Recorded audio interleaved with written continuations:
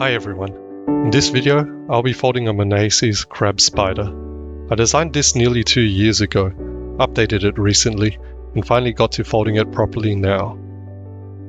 This is both my second and 32nd original design, and there will be more to come in future. And for anyone who's interested in folding this, the crease pattern or blueprints to fold this spider are available for free at my Ko-fi shop. The link is in the description below. Before I start my folding time lapse, I'll introduce some brief context for those who are new to modern complex origami, so that you can understand a bit about what is going on. If you downloaded my spider, you'll find a blueprint like this.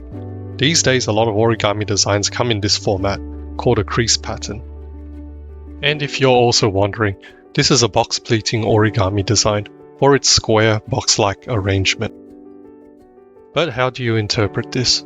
Well, it's similar to a puzzle, and once you're able to recognize the patterns, you'll be able to solve it. With some practice, of course. Firstly, there are two types of folds present.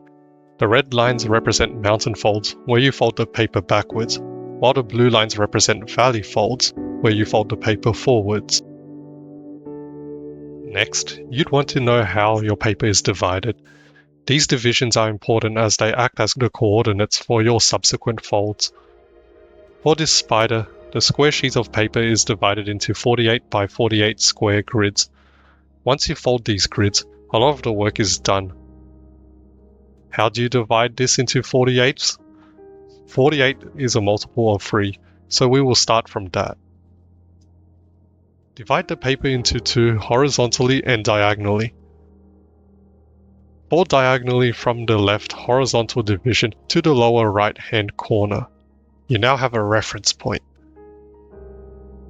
Fold horizontally and vertically from this point to create 2 divisions in both directions. Finally, divide the larger division into halves, and with that, you've divided your square into thirds.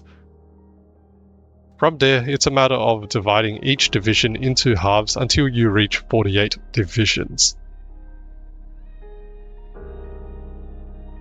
Next, we need to identify the type of creases present in the blueprint, and there are only 3 of them. The first are axial creases. They are any fold that lie upon the grid that you've just folded, so that part's easy. The second are ridge creases. They are diagonal lines, and the grid that you just folded act as the coordinates for where these folds start and end. The third are the hinge creases.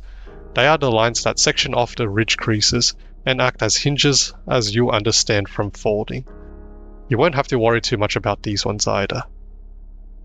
Add all of this together, and you have designated areas of paper for appendages called flaps, which in this case will represent the anatomy of a spider. Once folded, you should end up with a base or foundation that looks like this. This particular one is for the older version of my spider, and it's slightly easier to fold.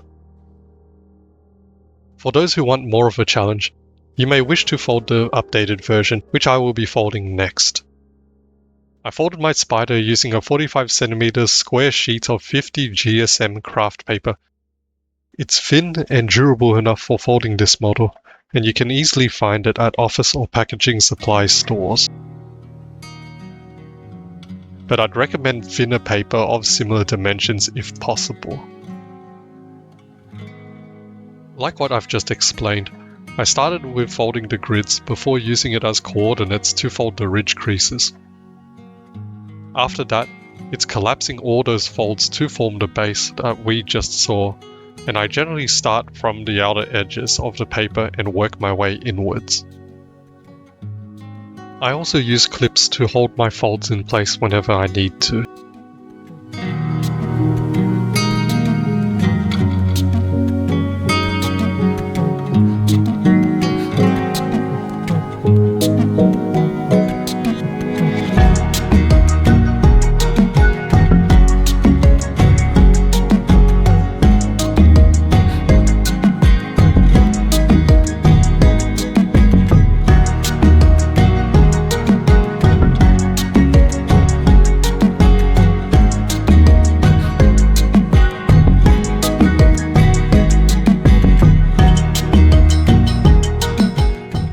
me around 1 hour to fold the base, and it should look something like this at the end.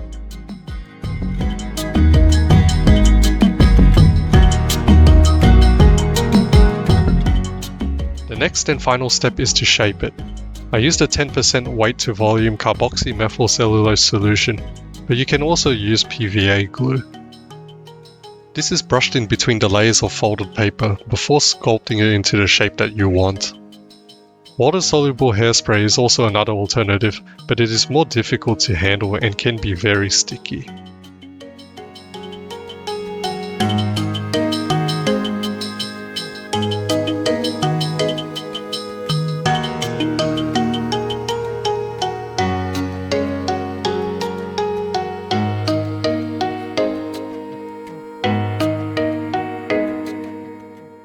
And with that, the Origami Monaeses Crab Spider is complete. Thank you very much for watching, and I'll see you next time. Bye for now.